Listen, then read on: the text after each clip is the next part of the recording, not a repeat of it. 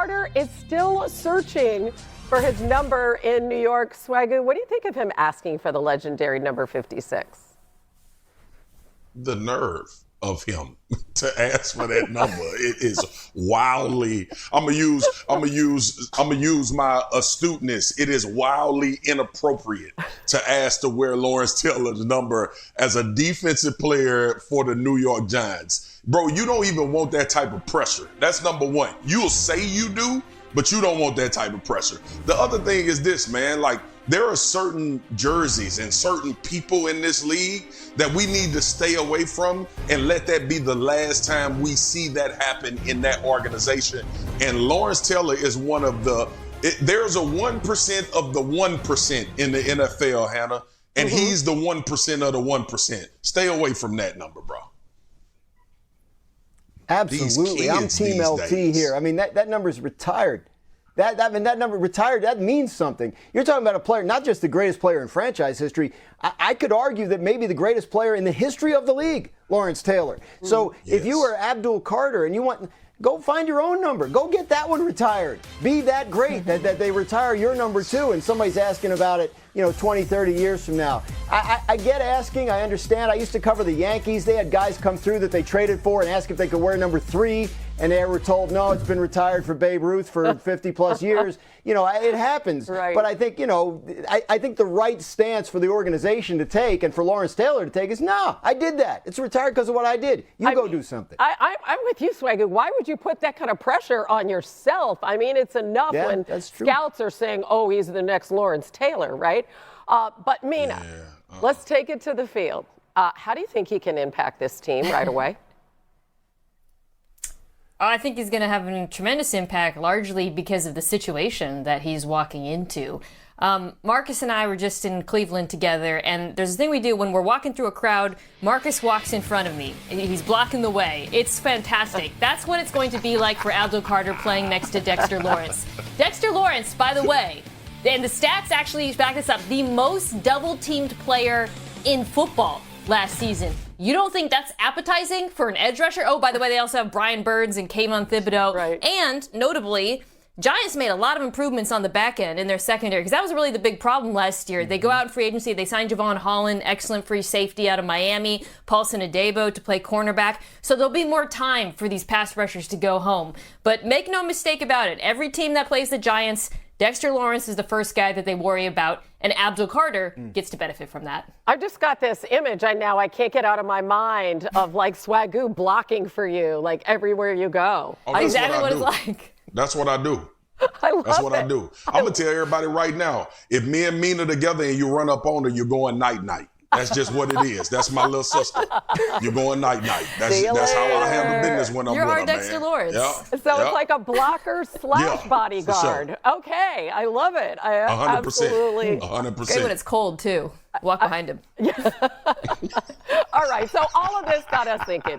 Most legendary numbers in NFL history. We're going to have fun with that today. So I'm going to give you all a number, and just tell me the first. The year, but they told him, look, if you need the whole year to get ready, we have a guy that can start. And that's why the Giants signed Russell Wilson, knowing they were going to try and address the long-term quarterback question in the draft, but not wanting to have whoever they took have the pressure of needing to start right away if he wasn't ready. Yeah, we talk about that all the time, having the luxury of a veteran there at the start of the season. So what do you think of the Giants' plan, Swagu? I love the plan, Hannah. Sometimes you have to be apprehensive with these young guys until they prove without a shadow of a doubt throughout this process of training camp, mini camp, when you get all the quarterbacks together, how does the offense flow with them? How are the guys responding to them? Can they get the verbiage down, play calling wise? Those are the type of things that gets rookies on the field in a sped up process. But to Graz's point, you got a veteran in Russell Wilson. You got a veteran in Jameis Winston. If there is anything that you see Jackson Dart needs to make a huge leap in before this season starts, you obviously go to the wily vets. But I love the idea of him being in this true competition to figure out who he is and how he performs under pressure, per se, against NFL caliber defenses, NFL caliber guys. It'll be an interesting watch. We know they drafted him to become the starter, but I like bringing these young guys in and not having that pressure of playing right away. I, too, love the idea, Marcus, but when it's week 7 and they've been losing games because of the offense and you got a coach on the hot seat, do we really think, and a GM, by the way, this organization is going to have the discipline that they're talking about now in the, I mean, I've just seen this movie too many times on too many NFL teams, and I really hope he sits and learns for as long as possible because, you know, the Dart pick made sense to me in the context of him sitting. I think he is a quarterback who needs some seasoning, particularly because of the transition from the offense he was operating in college to the NFL, but we'll see how it plays out. I have to admit, I'm a little bit skeptical that he's going to sit for very long. Yeah, especially given the big picture. It's so crazy. They've averaged fewer than 15 touchdown passes a season in every year since Eli Manning retired. I mean, that's terrible. Away from all of the things that go on revolving around the Dallas Cowboys, Jerry Jones, the media attention, all the things that transpire that are very unimportant to actually winning games on the field. And I'm actually a byproduct of this. Like, Bill Parcells had strategic ways that he placed lockers. He put a lot of veterans by each other. He put leaders by each other. Sometimes he would put veterans by young guys who had to contribute that particular year. So whatever Brian Schottenheimer method is, hopefully is something that's going to create a culture where the outside influences can't infiltrate that. Dallas is unique in that way, where you almost got to make this the coaching staff in the locker room against everything else as far as attention goes, so you can strictly focus on football and be one group trending in the same direction and let the madness go on the outside. I think, Swagu, to that point almost, like the key aspect of the Brian Schottenheimer hire as head coach for Dallas is that he's not coming in from the outside. He's part of that culture, right? Like he's for better or for worse, like he's been around and he knows how things work there. And so when you come in and make changes, if you're the new guy and you're coming in from somewhere else, it's possible that the players react in a way like, hey, who's this guy think he is? Not so in this case, because they already know Brian Schottenheimer. And quite frankly, from what I've been told, they like him. I think this is a hire that went over pretty well, from what I understand, in the Cowboys locker room with the players. I think they're happy for him and eager to give him a chance to put his stamp on it. So whatever changes are being made, I think the players are likely, into it and excited about what he might bring to the party. But it was interesting. He sounds very optimistic, talking about we'll make these changes again next year and the year after that and the year after that. He expects to be there a while. Yeah, and listen, he may not be a new face, as you point out, Dan, but there are plenty of them there. I mean, we talked last week about all those needs that the Cowboys had going into the draft. Did they address their most important ones? Yes and no. I'm really torn on this draft class. Marcus and I were watching the picks come in together and saw that because I actually like a lot of their picks, right? You start with Tyler Booker. Guard was a need, and they have such a good track record when it comes to drafting offensive linemen. Donovan Izaraku out of Boston College, a very technically refined, productive pass rusher, also a need opposite Micah Parsons, who's about to get paid. And then I really love the addition of Siobhan Rebel Jr., who's a cornerback out of East Carolina, who I really think would have gone a lot higher had he not been injured last season. Again, cornerback, also a need. But I don't know how they came out of this draft without a single wide receiver. That was perhaps the most glaring need of all of them, maybe outside of running back. And I do wish that they added some help, not just for Dak, but someone to take a little bit of attention off of CeeDee Lamb. Amari Cooper is still out there as a free agent, so that's someone I would keep my eye on. But, yeah, it's kind of a mixed grade for me, Hannah. Yeah. MK, we were sitting in the hotel lobby, the wonderful Residence Inn in Green Bay, and we were going through these picks and trying to decipher, what was the need. Shout out to, first of all, staff, phenomenal. Very nice people, took very good care of us.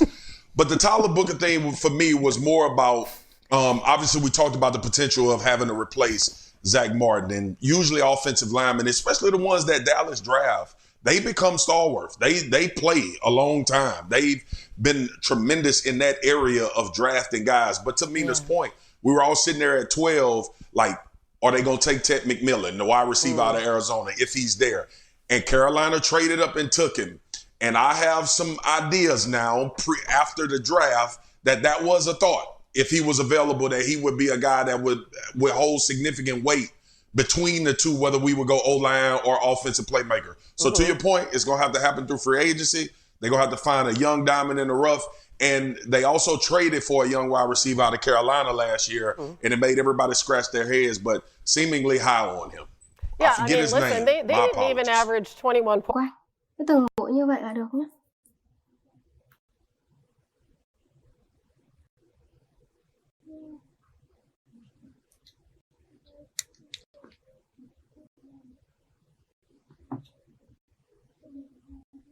Rồi bây giờ móc tiếp xuống. Cứ lần lượt cho đến hết.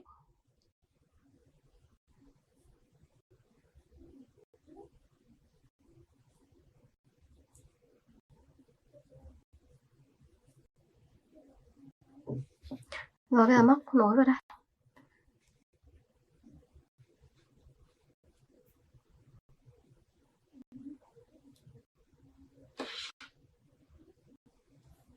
Rồi mũi tiếp theo. Cứ lần lượt như này là được nhé.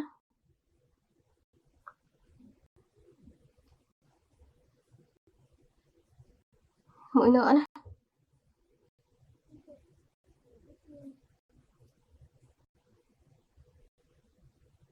Tiếp tục.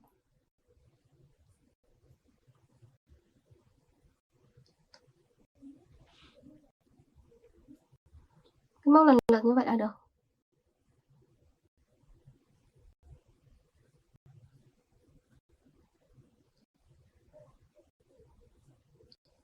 Rồi, còn vài mũi cuối là sau. Mình móc nốt nha mọi người. Đây, mũi tiếp theo này.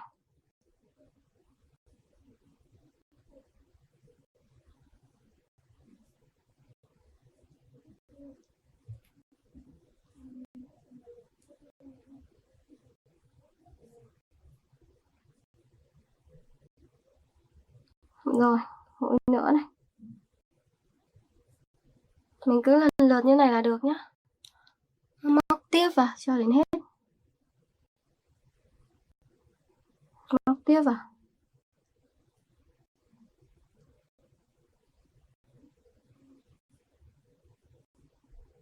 Mũi tiếp theo. Lần lượt như vậy là được. Móc nối vào đây và siết dây.